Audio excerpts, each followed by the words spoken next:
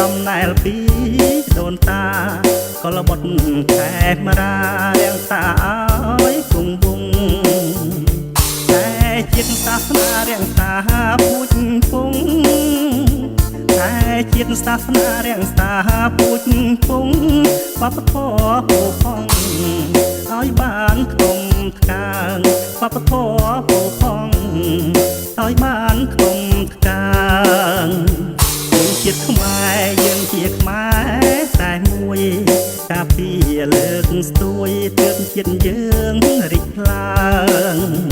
ជនជាតិខ្មែរយើងជាខ្មែរតែមួយការពីលើកស្ទួយទើបជាតិយើងរីកឡើងកសាងសេដ្ឋកិច្ចជួយជាតិខ្មែរយើងក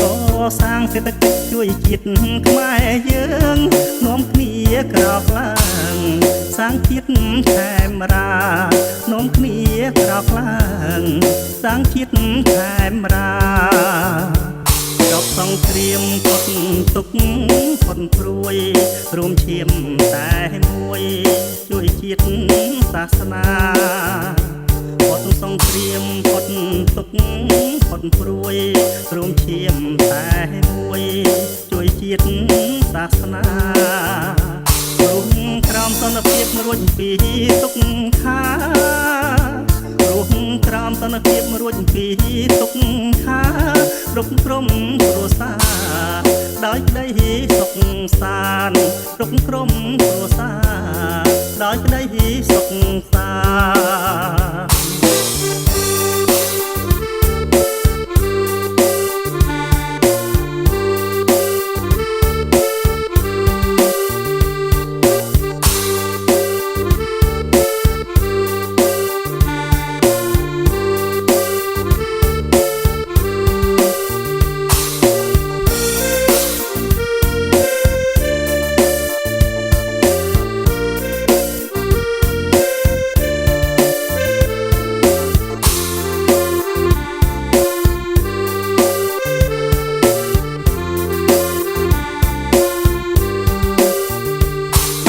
ខ្មែរដំណែលពី